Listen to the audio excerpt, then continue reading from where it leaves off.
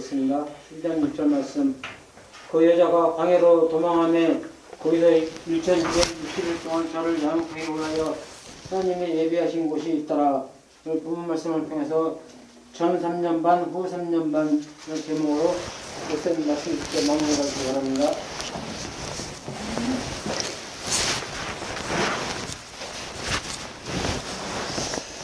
제목이 전 3년 반과 후 3년 반입니다.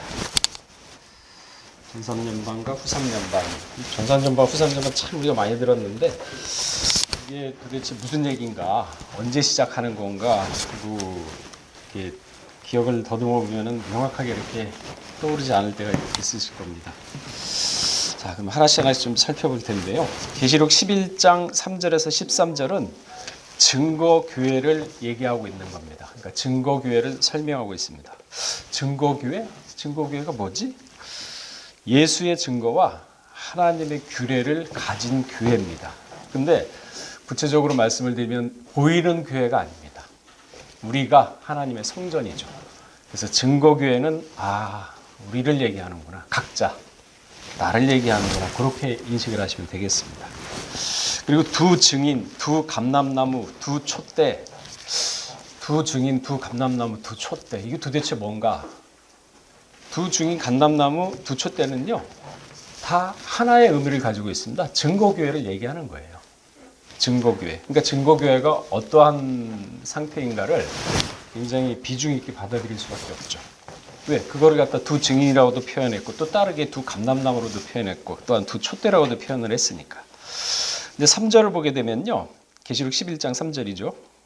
굵은 베옷을 입고 1260일을 예언한다고 기록하고 있습니다. 그러니까 두 증인, 두 감람나무, 두 촛대. 베옷을 입고 1260일을 예언을 한다. 여기 베옷은요. 슬플 때 입는 옷입니다. 슬플 때. 그러니까 영적인 슬픔이죠. 그러니까 이거는 회개할 때 우리가 베옷을 입는다고 얘기를 합니다. 그러니까 자기 죄를 통해 자복할 때. 그리고 영적으로 슬플 때 베옷을 입는데, 우리가 봤을 때 육신적으로 가난하고 노숙자 이러한 어렵게 사는 사람 그런 것도 사실 슬프죠. 그러나 그거보다도 더한 것은 사회적 지위가 높고 그리고 이렇게 재산도 많고 명예도 있고 하더라도 그 사람이 천국에 대한 소망 없이 그저 그 영혼이 죽으면 지옥 가는 것을 봤을 때 참 슬프죠. 그러니까 그런 슬픈 마음을 가진 자가 굵은 베옷을 입은 자입니다. 근데 이런 베옷을 입지 않으면요, 두 증인이 될 수가 없는 거죠. 굵은 베옷이 없으면 절대 증인이 될 수가 없습니다. 에스겔 9장 4절에서 6절 우리 한번 찾아보겠습니다. 에스겔 9장 4절에서 6절입니다.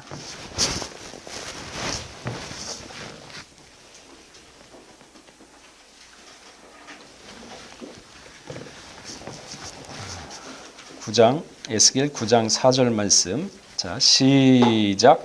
이르시되 너는 여리스 성중에 순행하며 그 가운데서 행하는 모든 가정을 탄식하며 우는 자의 이마에 표하라 하시고 나의 듣는데 또 그 남는 자에게 이르시되 너희는 그 뒤를 쫓아 성읍중에 순행하며 아껴보지도 말고 긍휼을 베풀지도 말고 쳐서 늙은 자와 젊은 자와 처녀와 어린아이와 부녀를 다 죽이되 이마에 펴 있는 자에게는 가까이 말라. 내 성소에서 시작하니라.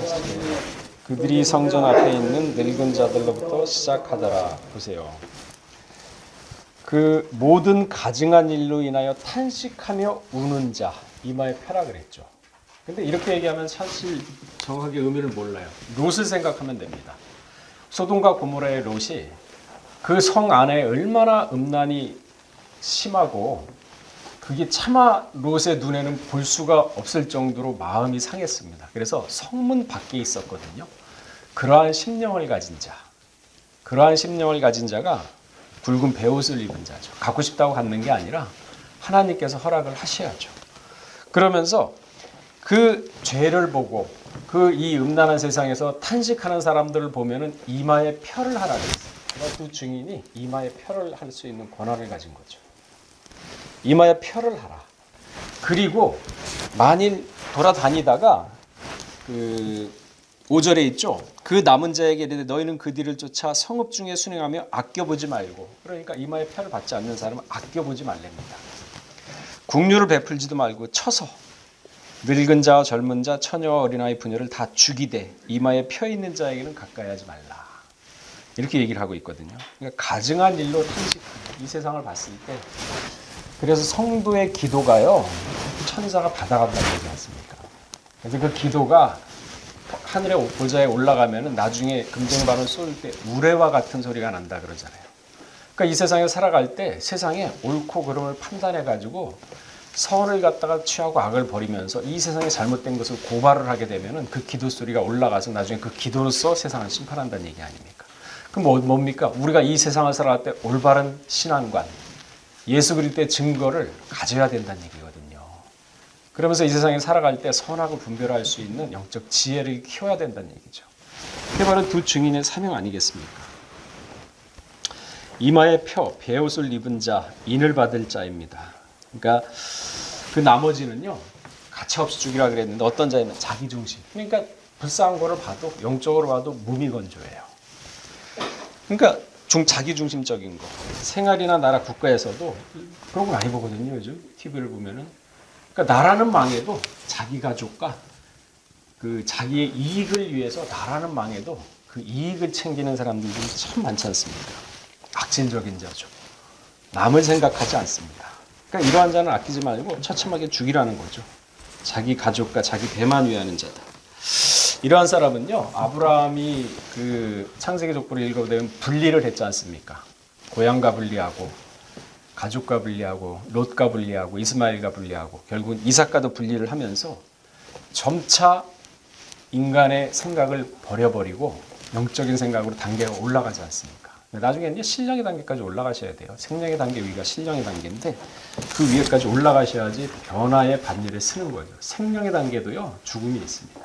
혈과 육은 죽음을 갖다가 혈과 육은 그 나라를 갖다가 받을 수가 없다 그랬거든요. 죽음이 있기 때문에.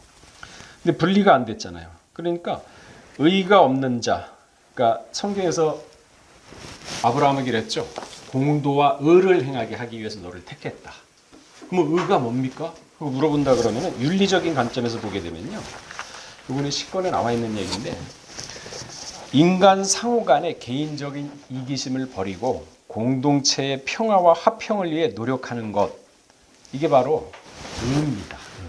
윤리적인 관점에서 보게 되면. 근데 지금 이거 윤리적인 관점에서 의를 보게 되면 그런 사람이 있나요? 남은 죽든 말든 나라는 망하든 말든 그저 자기 이득만 챙기는 사람들이 얼마나 많습니까? 그리고 또 언약적인 관점에서 의를 보게 되면요. 정직하게 사는 것, 속이지 않는 것, 정직하게 사는 것. 에레미야 9장 24절을 보게 되면 자랑하는 자는 이것으로 자랑할지니 곧 명철하여 나를 아는 것과 여호와를 인애와 공평과 정직을 땅에 행하는 자인 줄 깨닫는 것이라. 그러니까 하나님은 공평과 정직을 이 땅에 행하는 거죠. 정직하다, 마음이 바르고 곧다 그런 뜻이죠. 그러니까 마음에 편협함이 없어요. 좌우로 치우침이 없습니다.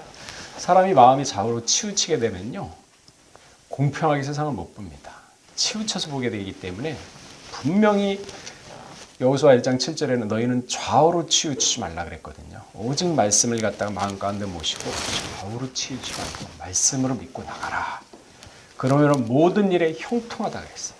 그 형통이 그냥 형통 주십시오 하고 그냥 미신처럼 되는 게 아니라 좌우로 치우치지 말고. 우리 한번 읽어볼까요? 여호수아 1장 7절.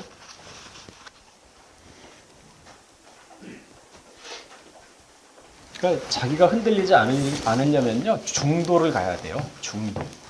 옳고 그름이 뭔지를 파악해가지고 옳은 걸 추구를 해야 됩니다. 근데 사람이 이게 사람 눈치를 보거든요. 일단은 여호수아 1장 7절 한번 읽어보고 그 다음 말씀 이어가겠습니다. 자, 읽어보겠습니다. 1장 7절 시작.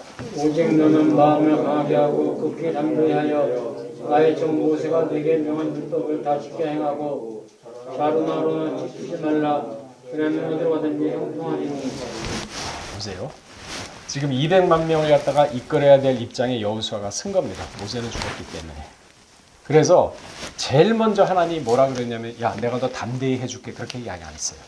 스스로 담대히 하라. 200만 명을 더 이끌어갈 사람이야. 담대히 하라.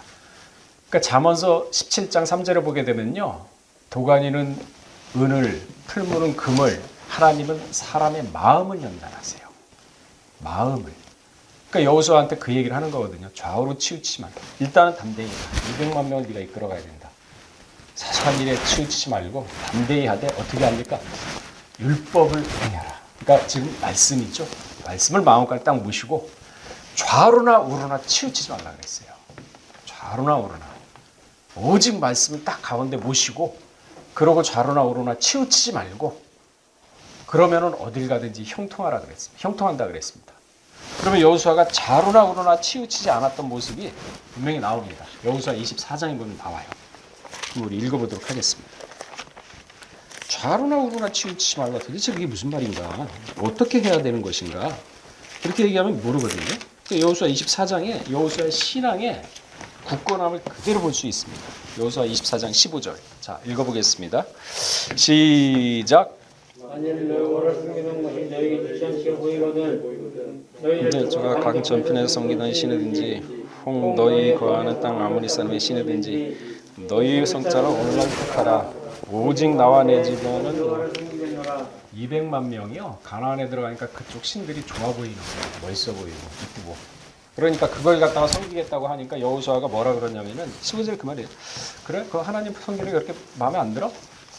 그래? 그러면은 하나님 섬기는 좋게 않게 보이거든. 그럼 너희 열조 아브라함이 저 강간 덤편에서 우상 숭배했지 않냐? 너 가 섬겨. 괜찮아. 가 섬겨. 그리고 강 저편에 섬기던 신이든지 아니면 너 지금 이 가나안 땅에 있지 않냐? 아무리 신이 좋아 보인다며 가 섬겨. 괜찮아. 그러나 나와 내 집은 하나님만 섬기겠다. 가라. 기차는 갈 테니까 걔는 짓지 말라. 그 얘기거든요. 좌우로 치우치지 않았지 않습니까? 그러니까 그 옆에 31절에 뭐라 그랬습니까? 읽어볼까요? 이스라엘이 여호수아 사는 날 동안에 여호수아 뒤에 생존한 장로들 곧 여호와께서 이스라엘 위하여 행하신 모든 일 아는 자는 여호와를 섬겼더라. 여호수아 믿음이 민족을 이겼잖아요. 왜 좌우로 치우칩니까? 공의를 행해야 되는데. 아브라함 택한 게 공도와 의를 행하기 위해서 택했다고 분명히 얘기를 하는 거예요. 근데 적당히 사람 눈치. 잠언서 29장 25절 한번 찾아보시겠습니다. 모르면 옳다 아니면 아니라 하면서 말씀을 딱 모시고 그러고 가야지 하나님이 그 길을 보호를 해주죠. 적당히 사람 눈치 보고 옳은 게 이게 옳은 건데 하면서도 눈치 보고 잠언서 29장 25절에 그 말씀이 나와 있죠. 읽어보겠습니다. 자, 29장 25절 시작. 사람을 두려워하면 울음에 걸리게 되거니와 여호와를 의지하는 자는 안전하리라. 보세요. 사람 눈치 보고 흠잡히고 이렇게 하니까 올무에 걸리잖아요. 그게 무슨 거기에 말씀이 있고 말씀을 모시고 좌우로 치지 말라 그랬는데 어떻게 이게 가능할까요? 그러나 여호와를 의지하는 자는 안전하다 그랬어요. 배짱이 있어야죠. 신앙생활 할 때. 사람 눈치 보면서 이게 옳은데 그게 공도입니까? 공도. 하나님이 불쌍한 사람을 돌보아 주실 때가 공도라고 신명기 10장 18절에는 말씀을 하고 있습니다. 공도의 뜻이 여러 가지 있겠죠. 그리고 이사야 40장 27절에도요. 공도. 야곱아 내가 어찌하여 말하며 이스라엘은 내가 어찌하여 이르기를 내 사정을 여호와께 숨겨졌으며 원통한 것은 내 하나님께서 수리하심을 받지 못한다 하느냐. 여기 원통한 것이 공도라는 단어입니다. 사무엘하 9장 13절에도요. 무비보셋이 항상 왕의 상에서 먹음으로 예루살렘에 거하니라. 그는 두 발이 다 절뚝거리더라. 이게 무슨 얘기냐면 다윗이 사울의 손자 요나단의 아들 무비보셋을 거두어가지고 쩔른발이거든요. 거두어가지고 은혜를 베푸는 거예요. 왕하고 같이 상에서 먹는 겁니다. 그게 공도예요. 남을 불쌍히 여기는 거. 아니 기본적으로 육신으로 불쌍히 여기는 게 없는데 어떻게 영적으로 남을 불쌍히 여길 수 있는 마음이 생기겠습니까? 굵은 베옷을 어떻게 입어요? 두 증인이 어떻게 되겠습니까? 이 공도가 바르게 서게 되면요. 질서가 바르게 확립이 됩니다. 정의로운 나라가 됩니다. 공도가 바로 서게 되면요. 약자가 눈물 짓는 일이 없습니다. 강자라고 해서 그 사육을 챙기질 않습니다. 성경에서 은은요. 산으로 표현했고 공도는 바다로 표현했습니다. 얼마나 더 마음이 넓습니다. 시편 36편 6절에 그 말씀이 있죠. 하나님의 산들과 같고 주의 판단은 큰 바다와 일반이라. 여호와여 주는 사랑과 짐승을 하나님이 짐승 의숙히 여기지 않아요. 심지어는 하나님은요 어느 정도 공도 불쌍히 여기고 어느 정도 아끼냐면은 땅을 개간할 때 7년 안식일째는 땅까지 쉬게 만들 정도로 굉장히 세밀하신 분이 하나님이세요. 그분이 하나님, 우리가 그분을 통상 닮은 분이고 닮은 사람들이고 그 월록성화를 좀 쫓아가야 될 거 아닙니까? 근데 하나님은 짐승 사소한 것도 참새 한 마리도 하나님을 아끼시는 분이세요. 그러니까 자기 짐승도 아끼지 않고 잔인하게 하는 사람은 악한 사람이라고 했습니다. 성경에. 자, 아브라함을 택할 때 창세기 18장 19절에 보게 되면요. 분명히 의와 공도를 행하게 하려고 그를 택하였나니 이 의와 공도를 하기 위해서 아브라함을 택한 거예요. 아브라함을.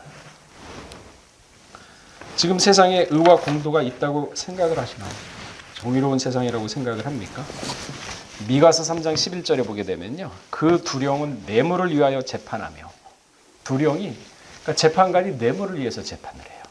그러니 그 재판이 그게 옳게 공도가 쓰겠습니까? 옳게 의가 쓰겠어요? 성경에서 이렇게 이야기하니까 참 멀게 느껴지는데 우리 주변에 보세요. 대법관이 50억 받고서 재판하는 거 보세요. 그 얘기하는 거예요. 지금 미가서 3장 11절에. 그 두령은 뇌물을 위하여 재판하며 그 제사장은 싹쓸 위하여 교훈하며 그 선지자는 돈을 위하여 점치며.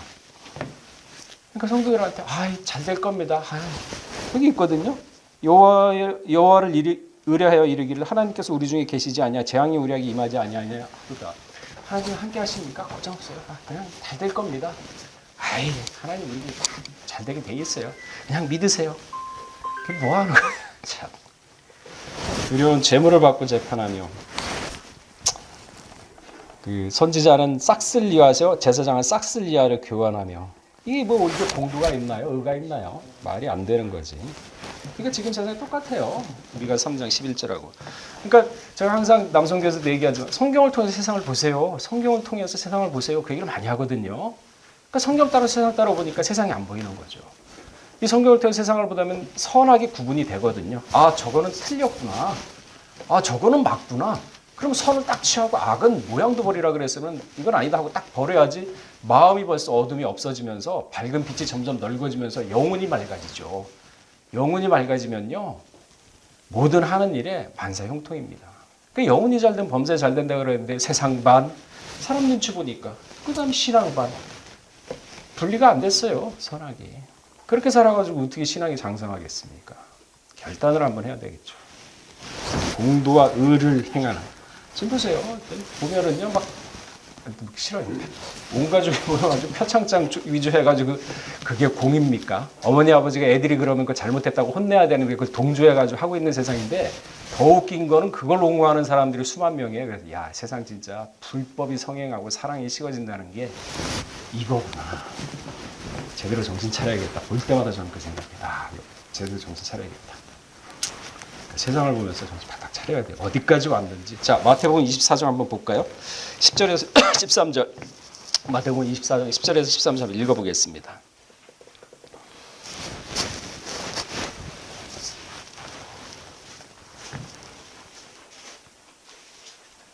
자, 10절 시작. 그때 많은 사람이 시험에 빠져 서로 잡아주고 싸우며 있으며 거짓 선지자가 많이 일어나 많은 사람을 미혹하게 하겠으며 불법이 성함으로 많은 사람이 사고지리라. 그러나 끝까지 견디자는 구원을 얻으리라. 이런 세상을 보면은 마음이 안 상합니까? 마음이 안 상하는 게 이상해요. 예수 믿는 사람이. 마음이 정직하다 그랬거든요. 옳고 그름을 판단해가지고 마음이 정직하면 이런 걸 보게 되면요. 로처럼 밖에 나가서 성문 밖에서 안에 안 쳐다봐요. 이러한 마음을 가지고 가져야 돼요. 우리가. 그래야 그 마음이 장성해가지고 굵은 베옷을 입고 하나님의 말씀이 내 속에서 역사를 할 때 내가 신앙의 장성함을 이루고 그리스도의 장성함 분량까지 오르는 거지. 적당히 세상관 적당히 신앙관 하면은요 발전 없습니다. 멈춥니다. 저신화 못해요. 그러니까 불법이 성하잖아요. 세상 보면은. 근데 그 동조하고 있으면 그 사람들 마음이 유유상종이 똑같은 마음이에요. 그러니까 그런 사람은 어떻게 하라 그랬습니까? 거리를 둬라. 유유상종을 하지 말고 적당히 사람 비유 맞추고 그러지 말고 옳으면 옳고 아니면 아니라 거리를 딱 둬라. 근데 그게 살아가면서 거리를 딱 두게 되면 사람이 독불장군 되잖아요. 그러니까 뱀처럼 지혜롭고 비둘기처럼 순결해서 비둘기처럼 마음의 신앙에 딱 흔들지 말고 가지고 있대. 그 사람하고 대할 때는 친절하게 다뤄야. 그러니까 사도 바울이 어디인가요? 저기 신명기에 나와 있는데 음란한 사람하고 도무지 사귀지 말란 얘기가 아니다. 그럼 너희는 지구를 떠나야 된다. 그게 무슨 말이야? 마음을 하지 말고 그런 얘기다. 그 얘기 지금 하고 있거든요. 그래서 뱀처럼 찌르고 비둘기처럼 순결하라. 그 얘기인데 전부 다 그게 안 되지 않습니까? 비둘기처럼 순결하기만 해도 되는데 뱀처럼 지혜롭지 않으니까 내 신앙을 또 그냥 팔아버리고 사람 눈치 보면서 이렇게 하다 보니까 그 신앙의 중심이 쓰겠습니까? 안 쓰죠. 보면은 속으로 옳다 아니다 판단하셔야 돼요. 선을 취하고 악은 버리고 너는 가라 이거야. 그러나 나와 내 집은 오직 하나님만 믿겠다. 얼마나 200만 명 배짱 있게 이겨내는 믿음입니까? 그래서 마지막 때는 남은 자가 지겹게 적겠구나 하는 생각이 들죠. 자, 전 3년 반에는 두 증인이 활동하는 때입니다. 전 3년 반. 아까 얘기했듯이 두 감람나무, 두 증인, 두 촛대 하면 무엇을 말하는가? 그러니까 두 증인, 두 감람나무, 두 촛대는요. 아까 제가 분명히 증거교회라고 얘기를 했거든요. 근데 사람들은 어떻게 생각하냐면은 잘못된 생각들을 가지고 잘못된 해석을 하는 경우가 많습니다. 에녹과 엘리야다 두 증인이 이렇게 오해를 하는 사람이 있어요. 그리고 또 모세와 엘리야다 하고 착각을 하는 사람들이 있습니다. 율법과 선지자다 두 증인은. 아니 같은 성경인데 어디에서는 에녹이고 어디에서는 엘리야고 어디에서는 모세고 어디에서는 율법과 선지자 그거 다 틀립니다. 그렇지 않습니다. 그리고 또 어떤 사람은 구약과 신약이다 그렇게 얘기를 하는 사람도 있습니다. 그럼 그게 절대 그렇지 않아요. 그 어떤 사람 두 증인이 나다 사이비 교주 같은 사람이 있죠. 그런 사람들이 있습니다. 성경 두 감람나무 곧 두 증인 두 촛대를 어떻게 얘기하냐면은 참된 예수 그리스도의 교회와 사자를 의미합니다. 여호수아 같은 사람이 두 증인이에요. 여호수아 같은 사람이 하나님의 확실한 계명과 하나님의 말씀을 확실히 가지고 있지 않습니까? 그게 두 증인. 그러니까 하나님이 인정을 하는 거예요. 그러니까 두 증인은 증거의 숫자인데 첫째 자신이 자기를 인정하고 예수님이 그랬죠. 두 번째는 하나님이 보니까 그 마음속에 말씀이 있어요.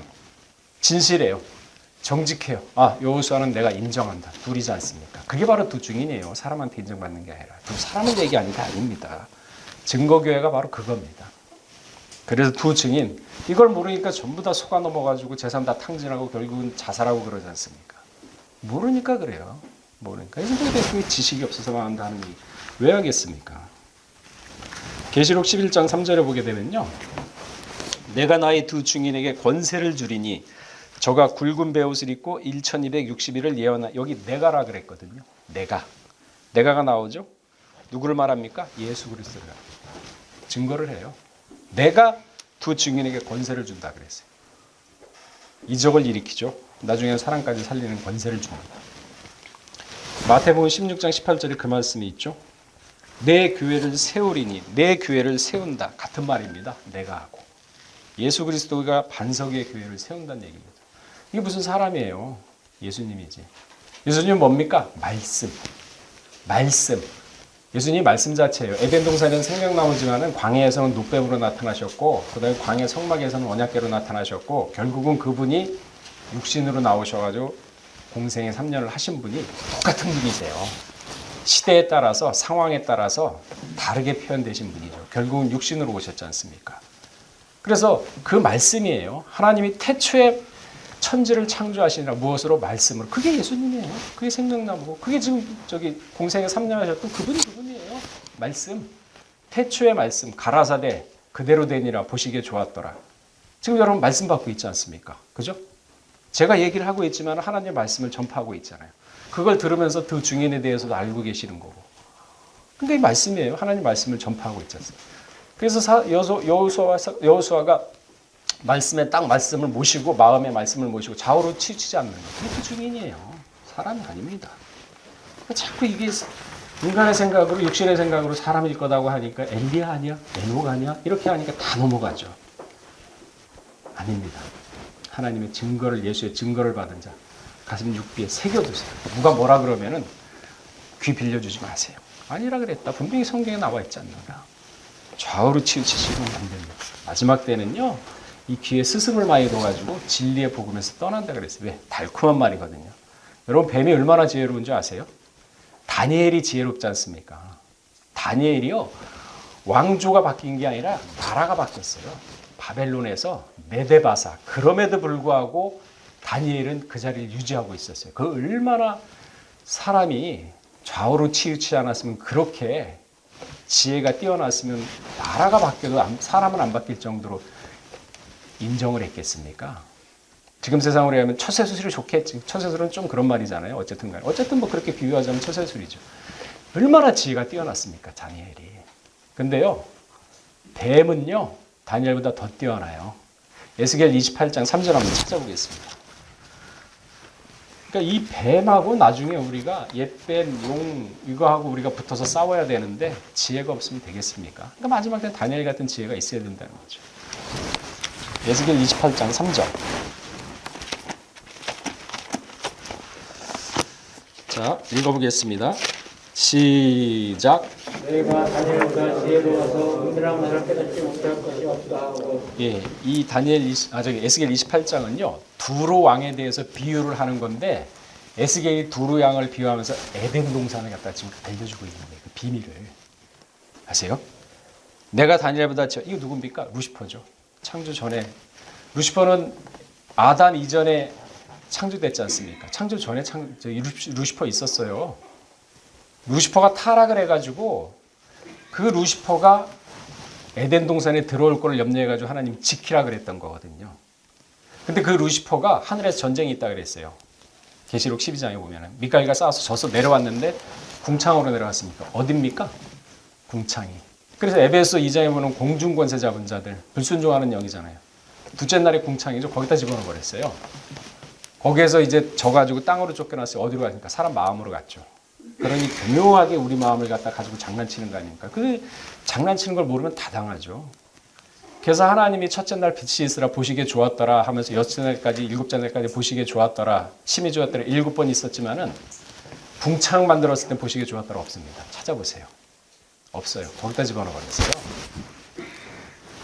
그러니까 뱀처럼 다니엘보다 지혜로라 은밀한 것을 깨달을 것이 없다 그랬지 않습니까? 이게 지금 뱀이에요. 이런데 우리가 정신 놓고 신앙에 장성이 없고 그런 지혜가 없다 그러면 어떻게 이걸 견뎌내겠습니까? 다 넘어가죠. 두 증인이 돼야 되는 거죠. 두 증인, 참 교회를 말한다고 했습니다. 뭐 에녹, 엘리야 그런 거 필요 없어요. 누가 얘기하면은 한 개라도 더 있어요.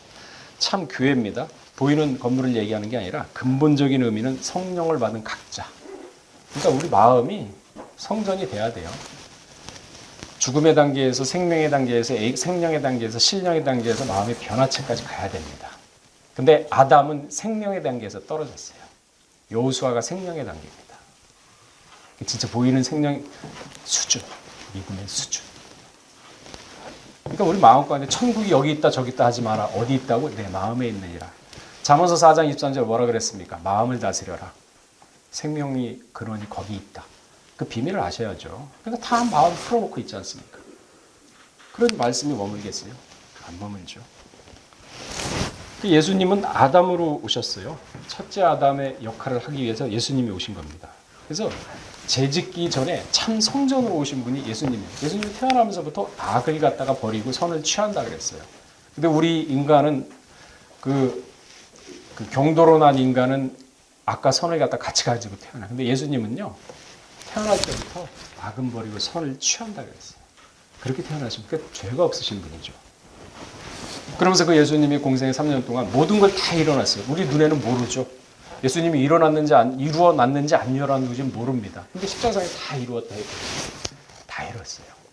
그게 영적으로 우리가 그 파헤쳐 들어가면은 믿지 말라 그래도 안 믿을 수가 없죠.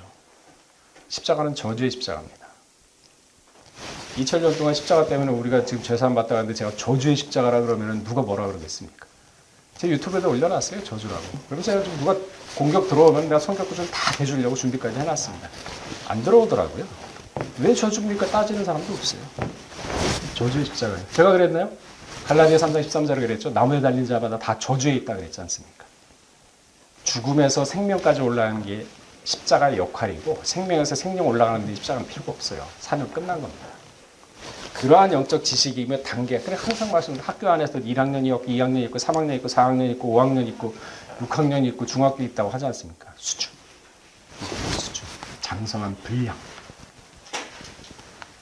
덮어놓고 믿습니다 한다고 되나요? 안 되죠. 알아야 영생이라 그랬습니다. 이 두 증인이 전 3년반에 활동을 하는데 계시록 10장과 11장에 보게 되면요. 교회를 증거로 한 중간 계시입니다. 그러니까 10장과 11장은 중간 계시입니다. 그러니까 그 10장은 교회가 어떻게 준비를 해야 되는지를 알려주는 거고, 그리고 11장은 전 3년 반에 들어가기 전에 전 3년 반에 두 증인이 그 증거 역할을 하고 말씀을 전파하고 후 3년 반에 들어갈 때쯤 죽습니다.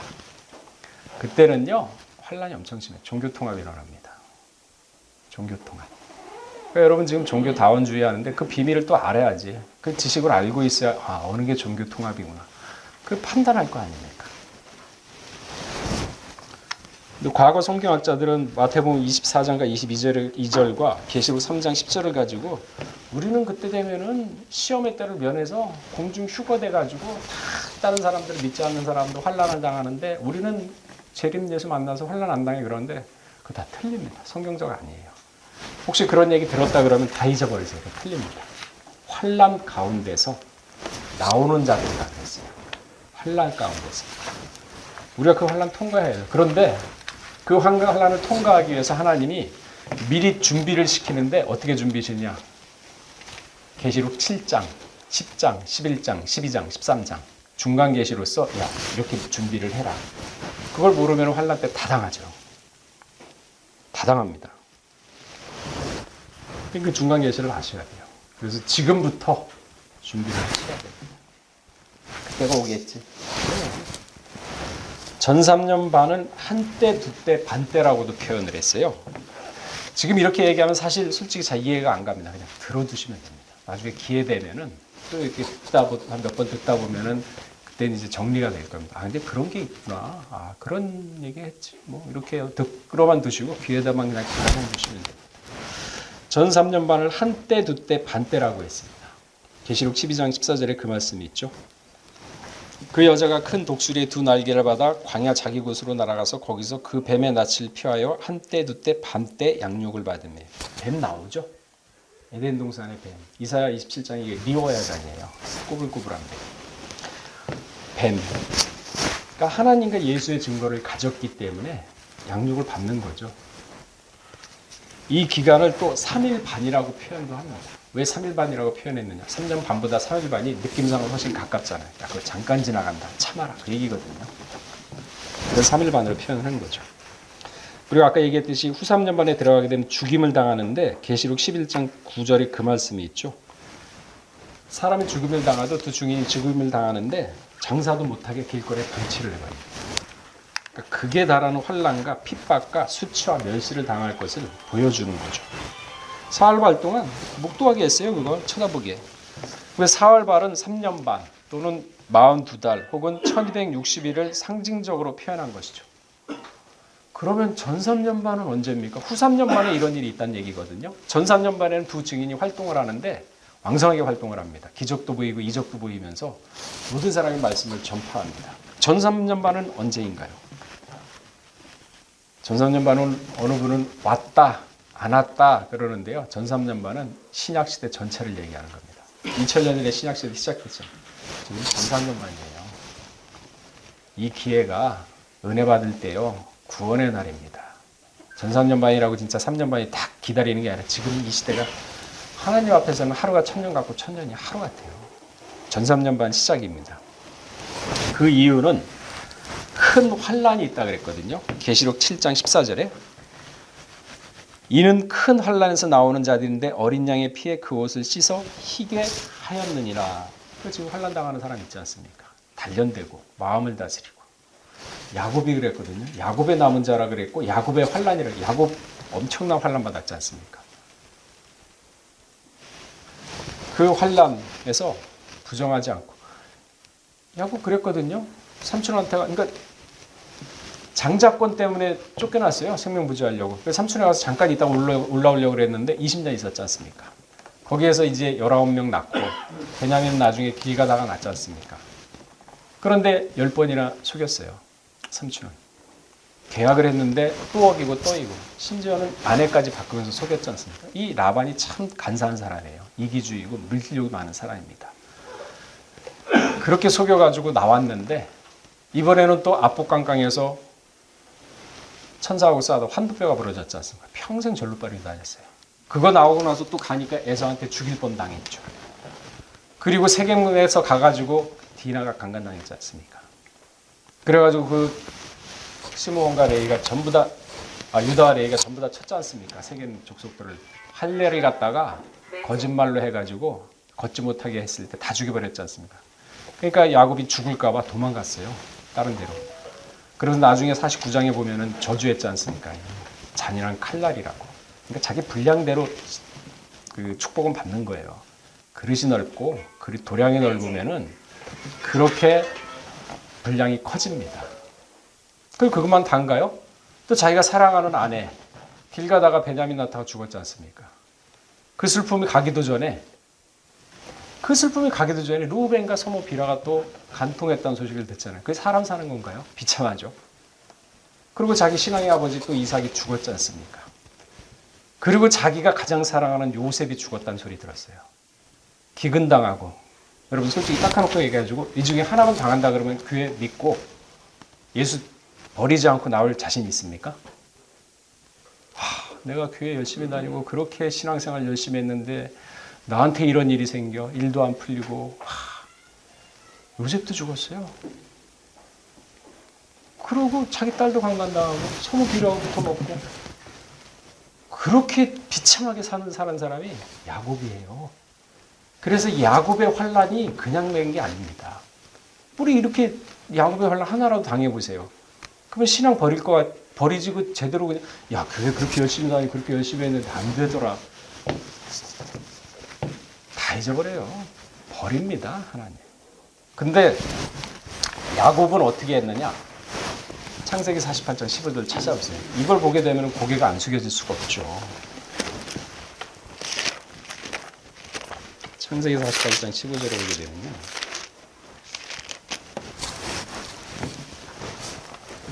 자, 읽어보겠습니다. 48장 15절 시작. 요셉을 위하여 축복하여 가로되 내 조부 아브라함과 이삭과 나의 아버로부터 지금까지 나를 기르신. 보세요. 그렇게 고생을 했는데도 불평불만 없잖아요. 나의 남으로부터 태어나면서부터 지금까지 나를 기른 하나님이라고 고백을 하고 있잖아요. 요셉을 죽고 다 라헬까지 죽고 그 비참한 삶을 살았는데도 바로 앞에서는 내가 나그네 인생 130입니다 하면서 얼마나 그 마음이 비참했겠습니까? 자기 살아온 과정을 갖다가 그걸 딱 표현해 내 나그네 인생 130입니다. 그런데 그의 속은 나의 남으로부터 지금까지 나를 기르신 하나님 고백하잖아요. 이게 보통 신앙입니까? 그래서 하나님이 야곱을 산자라고 인정한 거예요. 아브라함과 이삭과 야곱. 이러한 믿음이 있었기 때문에 천국에 들어갈 수 있는 자격이 되는 거죠. 그래서 산재라는 칭호를 받을 수 있는 거고. 근데 우리 살아가면서 이렇게 하나라도 겪어봐요. 대번에 욕하죠. 그렇게 잘 믿었는데 그렇게 열심히 교회 생활했는데 이게 뭐야? 그러니까 다 떨어질 수밖에 없죠. 그래서 야곱의 남은 자라고 했어요. 야곱의 남은 자. 미가서 3장 7절인가 8절에 그 말씀이 있죠. 야곱의 남은 자. 야곱을 왜 붙였겠습니까?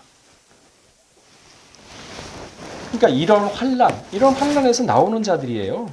계시록 7장 14절 아까 큰 환란이라고 그랬지 않습니까? 큰 환란에서 나오는 자리인데 어린 양이 피해 그 옷을 씻어 희게 하였네. 다니엘 12장 1절에도요. 개국 이래로 그때까지 없었던 환란일 것이며 그때 내 백성 중에 무릇 책에 기록된 모든 자는 구원을 얻을. 그러니까 야곱처럼 이런 믿음과 신앙이 있으면 책에 기록되는 거죠. 요셉은 어땠습니까? 요셉. 형한테 그러니까 억울하게 팔려당하고 그리고 억울하게 감옥살이 했는데 형 만났을 때 뭐라 그랬어요? 하나님이 나를 미리 보낸 거다 이렇게 고백하지 않습니까? 충분히 죽일 수도 있었어요. 총리면은 형들 전부 다 배다른 형제인데 베냐민 빼고 그냥 죽여도 상관없지 않습니까? 철저하게 자기를 갖다가 그냥 고생하게 만들었는데 근데 그렇게 안 했어요. 오히려 울었어요. 그 마음이 어떻습니까? 얼마나 정직하고 얼마나 순합니까? 온유하고. 그 말씀 받은 사람은 온유할 수밖에 없어요. 강팍하지 않습니다. 거짓 없어요. 위선 없어요. 말씀 제대로 받는 사람은 위선 없습니다. 있는 그대로 겉과 속이 똑같아요. 토마토 같죠? 겉과 속이 똑같아요. 그게 진실되고 그게 정직이거든요. 근데 사람 눈치 보니까 전부 다 꾀가 생긴 거죠. 그래서 뭐라 그랬습니까? 하나님이 사람을 정직하게 창조했으나 사람이 꾀를 낸 거라 그랬지 않습니까? 살아가면서 힘들고 어렵고 하니까 꾀를 낸 거라 그랬는데 그걸 말씀으로 이겨내고 말씀 모시고 좌우로 치우치지 말고 어디로 가든지 형통하라는데 그 말씀이 마음판에 부딪히질 않거든요. 그러니까 인간의 경험과 꾀로 다 사는 거죠. 그러니까 하나님 말씀은 없는 거죠. 그러니까 일은 안 돼요. 그러니까 일이 안 되니까 또 열심히 해도 안 되는구나. 그러니까 속으로 원망하고. 그런 사람 우리가 사는데 무슨 신앙의 장성함이 있겠습니까? 한 번은 부딪혀야죠. 배짱 있게. 신앙은 모험이에요. 고린도서 6장 2절에 그 말씀이 있죠. 가라사대 내가 은혜 베풀 때도 너를 듣고 구원의 날에 너를 도왔다 하셨으니 보라 지금은 은혜 받을 때요 지금은 구원의 날이었다. 고린도서 11장 14절에도 이것이 이상한 일이 아니다. 사단도 자기를 광명한 천사로 가장합니다. 사단도요 광명한 천사로 가장합니다. 선하죠. 아주 그냥 법이 없어도 살 것 같죠. 아주 그냥 가장을 잘합니다. 그 마지막 때 이런 선지자 나타난다 그랬어요. 우리 사권에 보면은 여호사밧 나오지 않습니까? 아합하고 연혼해가지고 길란 나무 전투 때 아합왕은 죽고 그때 거짓 선지자 입에다가 400명 입에다가 하나님이 거짓 영을 부었지 않습니까? 마지막 때 이런 거짓 선지자 나와요. 근데 그 사람들은 말이 그럴싸하기 때문에 대부분 다 속아 넘어갑니다. 그게 지금 하나님의 거짓 영을 갖다가 사용하신다. 왜? 마지막 때는 그렇게 사용하세요. 그래서 쟤는 아무리 봐도 못 믿을 것 같다 그러면요 강팍하게 만들어버려요. 못 깨닫게 만들어버려요. 그래서 무서운 거예요. 그래서 항상 하나님 앞에 겸손하고 말씀을 모셨을 때 말씀을 갖다가 생명보다 귀하게 여기라는 게 그거예요. 하나님 우리 앞뒤 다 왔다 갔다 하십니다. 우리 끝까지 가가지고 야 말씀 전해도 쟤는 안 되겠더라 하면은요 버려요. 그냥 버리세요. 그러니까 그 수로보딩의 여자 있잖아요. 버리려고 그랬는데 버려도 좋습니다. 주인 또 상에서 떨어져 먹는 게 아닙니까? 그런 믿음이 있으니까 바뀌지 않습니다. 근데 그런 믿음이 있어야죠. 그러니까 디모데후서 4장 3절을 보면 때가 이르더니 사람이 바른 교훈을 받지 않으며 귀가 가려서 자기 사역을 쫓는 수순을 많이 두고 마태복음 24장 24절에 보면 거짓 그리스도와 거짓 선지자들이 일어나 큰 표적과 기사의 적을 보여 할 수 있으면 택한 자도 미혹해 하려. 그래서 나가지고 사람 살립니다. 병자 고쳐요. 암 환자 죽어가는 거 고칩니다. 다 따라가요. 그래서 예수님이 뭐라 그랬습니까? 야, 그 이적바라고 믿는 사람들이 있지? 죽은 사람 살고 막 이렇게 병 고치고 하나님 살아계시다 하면서 믿는 사람 있지? 패역하고 악하고 음란한 세대가 그거 말하는 거다. 진짜 믿는 사람은 말씀 믿고 가요. 기적 같은 거 안 봐요. 말씀이 그래서 오직 말씀, 오죽 예수예요. 예수가 말씀이죠. 거기까지 장성을 해야 되는데 기사이적이 다 넘어갑니다. 그래 유혹한다 그러잖아요. 자, 계시록 11장 1절에서 2절은 전 3년 반에 이루어지는 사실. 그게 뭐냐? 성전 측량하는 거. 지금 성전 측량하고 있습니다. 하나님이. 우린 모르죠. 우리 마음의 성전 다 측량하고 점을 찍어 놓습니다. 아, 심판 와도 얘는 끝나겠구나. 아, 심판 오면은 되겠구나. 지금 전 3년 반이에요. 지금 찍고 있어요. 측량 다 하고 있습니다. 막연하게 멀리 있다고 생각하니까 마음 풀어놓죠. 그러니까 지금 이제 후 3년 반에 들어가면은요 말씀 없습니다. 종교 통합됩니다. 말씀 못 받아요. 성경책 가지고 있으면 그냥 사형당해요. 예수 믿는다 옛자 꺼내면 그냥 죽습니다. 기름 안 줘요. 쌀 안 팔아요. 근데 그런 시기가 온다는 거예요. 살아났겠습니까? 믿음 없으면 다 넘어가요. 아휴, 예수는 무슨 그냥 뭐 남들 믿으라고 하니까 그냥 믿은 거지. 저 그러지 않아요. 본 마음은 안 그래요. 끝난 거예요. 그러니까 이런 시대를 지금 우리가 코앞에 살고 있는데 정신 놓고 살면 되겠습니까? 휴거, 뭐 우리는 환난 안 당한다? 아닙니다. 당합니다. 큰 환난 가운데서 나온다 그래서. 그러나 그 날을 가내준다 그랬어요. 그러니까 아까 얘기했듯이 10장 이렇게 쭉 계시록 중간 계시를 읽어보게 되면 어떻게 준비하라. 그거 보면서 위로를 삼죠. 그 말씀이 믿어지면은 하나님이 그 사람에게 위로를 주면서 날짜를 감해줍니다. 들어도 뭐 싱숭맹숭한다 그러고 말씀이 그 머물겠습니까? 안 머물죠.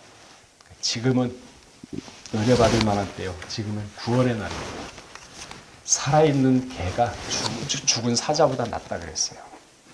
살아있을 때는 기회가 있습니다. 회개의 기회도 있고 아무리 잘못해도 회개의 기회가 있습니다. 신앙을 장성시킬 수 있는 기회가 있습니다. 죽으면요. 그때 딱 멈춰버립니다. 부활해가지고 그 멈춘 신앙 가지고 심판받습니다. 좌양자 우양우. 하나님을 믿되 사랑의 하나님만 찾을 것이 아니라 두려움의 하나님, 심판의 하나님. 그러면서 하나님을 두렵게 여기면요. 공포심이 아니라 마음이 평안합니다. 거룩한 두려움이에요. 우리 사대교구 각 남정교회 한 분 한 분 다 가정마다 지금의 때는 은혜 받을 만한 때구나. 아, 전 3년 반 기간이구나. 그러나 이 때가 지나면은 후 3년 반이 시작되는구나. 종교 통합에 있다 그러면요. 얼마 안 남았구나. 기억만 해주세요. 종교 통합이 이제 어떻게 시작되는지 한번 보시고 그러면서 세상 돌아가는 걸 쫙 보세요.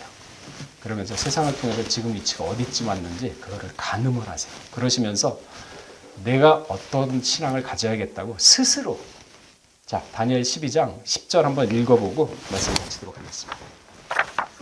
아까도 여호수아한테 그랬잖아요. 스스로 담대해라 그랬죠. 담대하게 준다고 안 그랬거든요.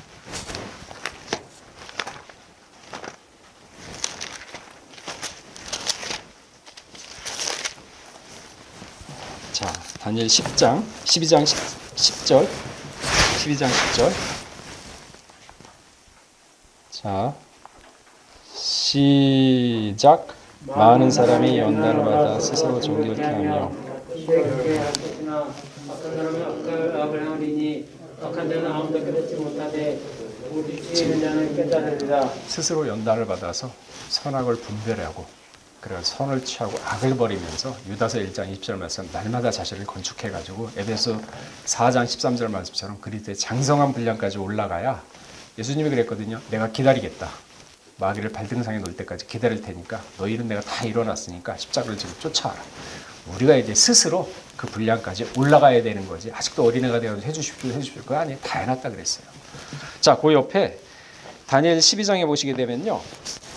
1절부터 제가 시간 가서 빨리 읽겠습니다. 1절. 그때 네 민족을 호위하는 대군 미가엘이 일어날 것이요 또 환란이 있으리니 이는 개국 이래 그때까지 없던 환란일 것이며 그때 내 백성 중 무릇 책에 기록된 모든 자가 구원을 얻을 것이니라 그랬습니다. 그러면서 2절에 땅의 티끌 가운데서 자는 자 중 죽었던 자들을 얘기하는 겁니다.